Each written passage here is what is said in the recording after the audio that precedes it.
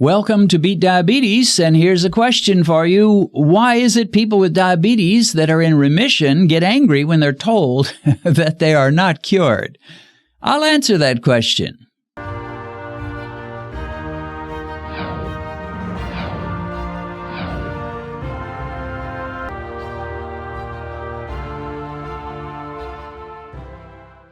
So this is a question that was left as a comment under one of my videos, and the question is, why are people with diabetes that are in remission, why do they get angry when they're told they're not cured? Because if they are cured, then eating sugar and carbs should not spike their blood sugar like a non-diabetic would. Okay, well, now I will say this, there is a debate over this for sure. Are you cured? Are you not? Your blood sugar still spikes, so you couldn't be completely cured. And I'm not going to resolve all of the debate right now, but I can answer this question. Now, first of all, I don't get angry about that question. And the truth is, I've had a number of people that I've interviewed that will say, well, I'm not cured. I just have managed it well. I don't like to say it that way. And I will answer why some people get angry. Like I said, I don't get angry. I do find it a little bit irritating when someone tells me, well, you're not really cured. And the reason I find it irritating revolves around this one thought, and that is that those of us that really understand how things work in terms of nutrition and metabolics, we see the standard American diet with all of its carbs and all of its white flour and all of its sugar and this high emphasis on a carb here and a carb there, here a carb, there a carb, everywhere a carb. We see the standard diet as poison. We look on it as poison. And when I go into the store, some people will tell me, well, I still struggle with the desire to eat pastries or fruit pies or, a big pizza. I don't struggle with it. And the reason I don't struggle with it really at all is because I see these things as poison. Can you imagine someone who sees a food that lists as its prime ingredient arsenic or strychnine or some terrible poison? And it says there right boldly on the top of the package, number one ingredient is arsenic or some poison. Can you imagine struggling? Do I buy this? Do I not buy it? Do I eat this? Do I not eat it? Oh, I want it so bad, and maybe I can get by with eating that arsenic. And no, I wouldn't struggle with that at all. If I went to the store, it wouldn't matter how delicious the food looked or was, I wouldn't struggle because I would see it for what it was, which was poison. When I go into Walmart and see all these pastry items, I see them as poison. The reality is we're in the minority. Most people don't see these things as poison. And for example, when I go to church on Sundays, on a table right close to where you first walk in is a bunch of donuts, and you're welcome to help yourself and enjoy a donut. Of course, in the old days, nobody would dare eat in church, but things have changed, but that's another issue. But donuts, why not avocados? But I see that as poison. In our men's Bible study, and I go to a men's Bible study every week, usually it's Tuesday mornings. And there is a bunch of donuts. And the men frequently will get up and help themselves to a donut. Now, you may ask, well, Dennis, why don't you take a baseball bat and go to church or go to your Bible study and smash those donuts and wipe them out? And then nobody will be poisoning themselves. Well, the world doesn't see things this way. That's the issue. And it would be counterproductive for me to take it as my life's work to go around smashing the donut stands and destroying all the sugary treats. The majority of our American population and pretty much the whole world sees these things as harmless, as a nice little treat. I work hard. I try to eat right. I deserve a little treat once in a while. So they don't see it that way, but I do. So the most effective thing I can do to try to fix this is reach people who have a reason to believe they are poison. Who would that be? the ones the doctor has had a serious conversation with and told them they're diabetic or they're pre-diabetic and they're about to become diabetic, those people are ready to listen. So if I tell you, if you're a diabetic or a pre-diabetic, that the way you've been eating is basically eating poison, you're ready to listen. Many of you are. But if I went to the average person who felt healthy, they're young, they're strong, they feel great every day, and I said, you're just eating poison. Or I went to my men's Bible study and I said, guys, when you go get those donuts from that table, you're eating poison. It really wouldn't make me very popular. So when they go and help themselves to a donut, I don't say a word. I don't scream. I don't shout. I don't inform. I don't tell them to watch Beat Diabetes. We just study Romans or Ephesians or whatever we're studying for that day. So there's no way we can reach people that are feeling good about themselves and they're healthy. I mean, if they're your children, you can educate them, but it's not my job to do that. But because I do, I don't just see it this way. I'm convinced it's true. I'm convinced white flour is a poison to humanity. So what you're doing when you eat these foods is you're poisoning yourself.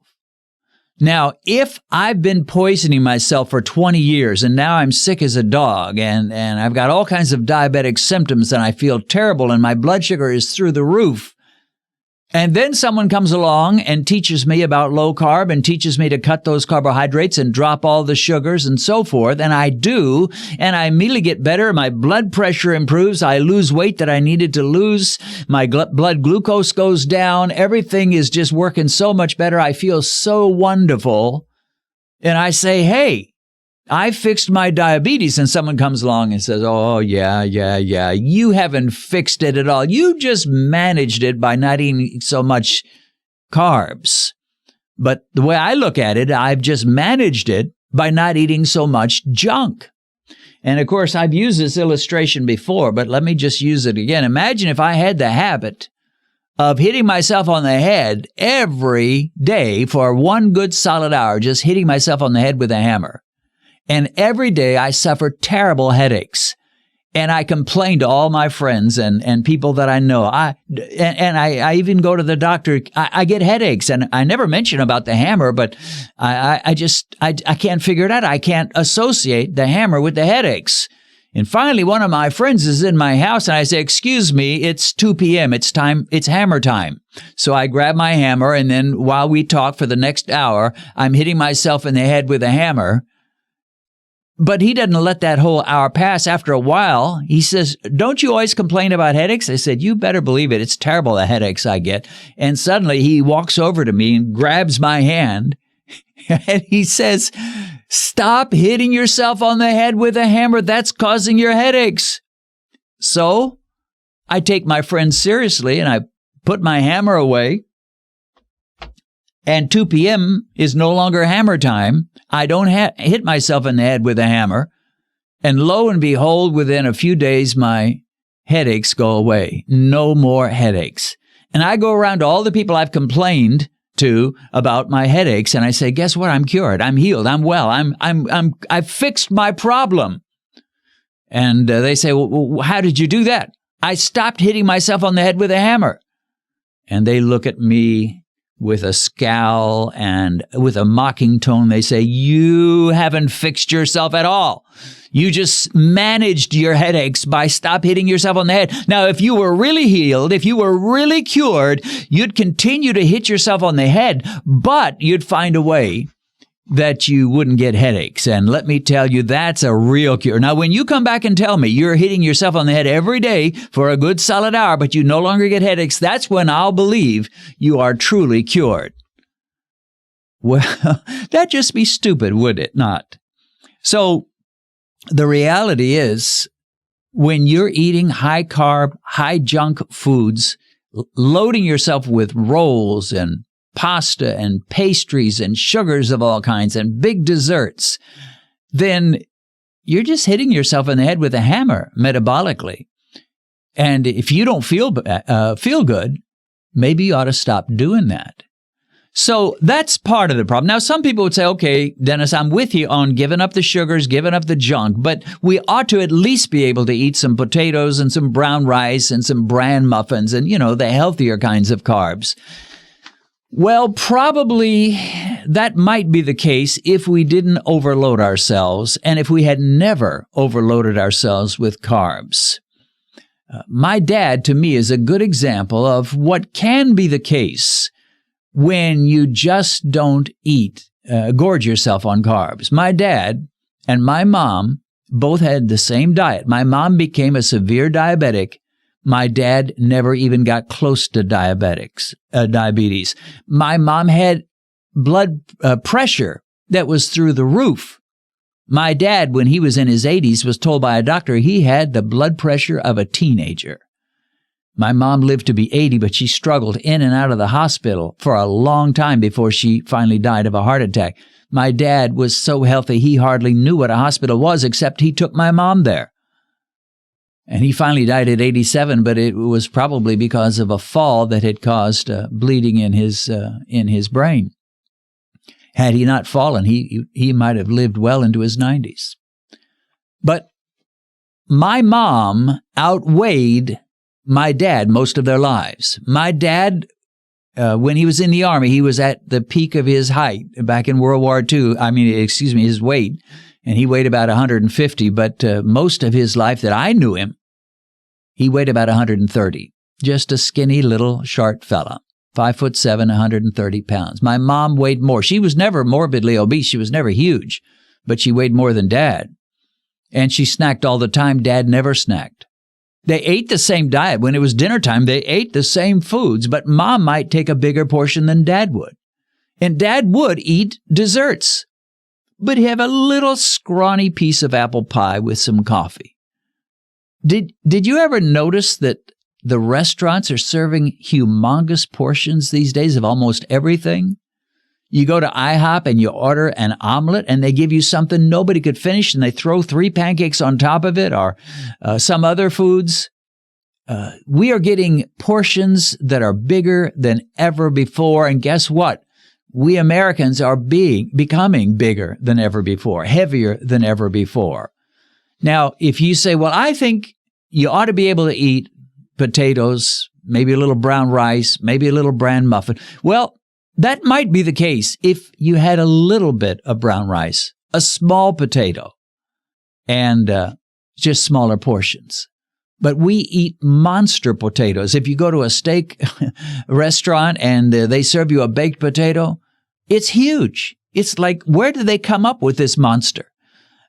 And so we eat in such huge portions. If you just ate a small measure of brown rice and an occasional small little potato, you probably could get by with eating that way.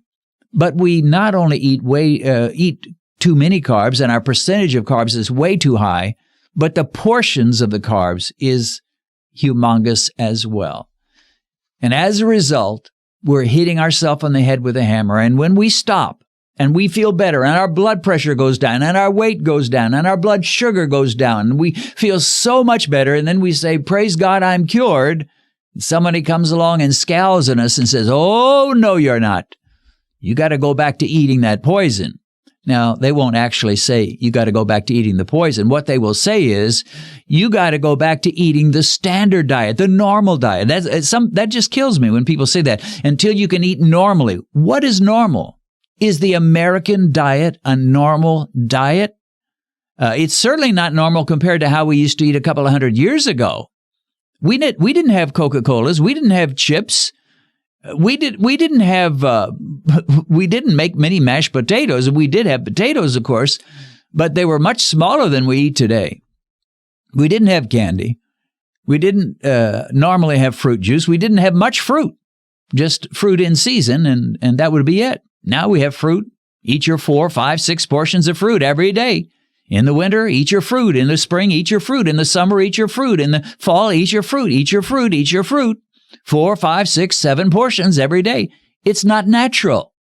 We are eating an unhealthy, unnatural diet. And when we stop, and things get so much better. If we get a little exultant and a little euphoric and a little thrilled and say, I'm cured, well, just bear with us. Because in our own minds, how can it not be a cure? We were eating poison, making ourselves sick. We stopped eating the poison. We feel so much better. Our numbers are better. Let us rejoice a little bit, okay? As I record this is the 14-year wedding anniversary for Benedicta and me. And the question that so many people have about us is, how in the world did you guys get to know each other? How did you get together? Well, the answer is found in Benedicta's new autobiography, When Destiny Calls. In fact, we do something in that autobiography that is almost never done. We each have a chapter sharing from our own perspective how we got together and how we first got to know each other. So she tells her side of it, I tell my side of it, and then it goes on with the rest of her autobiography. And the whole autobiography is exciting. It's a lot of drama and a lot of good stuff.